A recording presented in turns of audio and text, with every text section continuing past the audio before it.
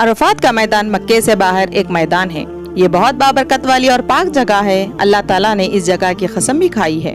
حج کرنے کے دوران یہاں وقوف کرنا ضروری ہے۔ جبل رحمت ایک پہاڑ ہے جس کے دامن میں موجود میدان کو عرفات کا میدان کہا جاتا ہے۔ جبل رحمت پر ہی حضور صلی اللہ علیہ وسلم نے خطبہ حجۃ الوداع دیا تھا۔ میدان عرفات سال میں ایک ہی دن یعنی 9 ذی الحج کو ہی آباد ہوتا ہے۔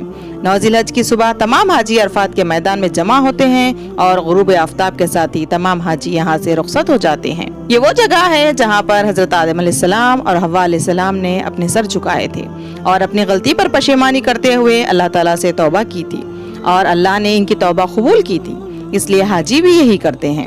اور حضور صلی اللہ علیہ وسلم نے بھی حجۃ الوداع کے موقع پر عرفہ کی شام کو میدان عرفات میں امت کی مغفرت کی دعا مانگی اور ان کی دعا قبول ہوئی، اور روز محشر بھی یہی برپا ہوگا۔ اللہ تعالیٰ اس بابرکت دن کے طفیل میں ہم سب کی مغفرت عطا فرمائے، آمین۔